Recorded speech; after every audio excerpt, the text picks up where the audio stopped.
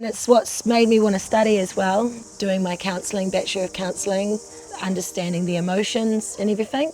That's really helped with being a mum and just wanting to better myself for them, set an example, like show the impossible, because, I got kicked out of high school at 15.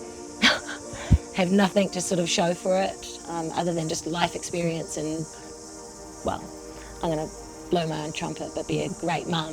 I wanted to be able to empower women when they have children, whether it's on their own or with men that don't necessarily want to support them, that it is possible and you can do it.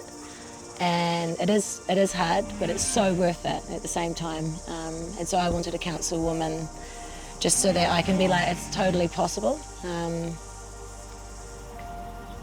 I've just guide them through it, get them through that tough time so that they can just be a great mum. And my granddad found out I was pregnant with my son because he doesn't have a dad. Oh, here we go again. Emma's got another kid on the way with no dad. And my mum was just like, excuse me, she's got this, and I did. And then he met my son and was like, hello, Granddad, nice to meet you. My name's Midian. He was like, I was like, gotcha, yeah, lots of my family had doubts. And I've been judged from my family, like, oh, Emma, a little hippie, living in Raglan, living the life. But it's that whole, they think I'm so lucky, but actually it's not luck, it's just really hard work.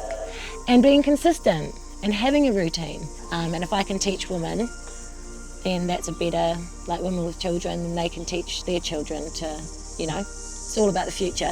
And I like to think that my two kids will be, great little adults for the future.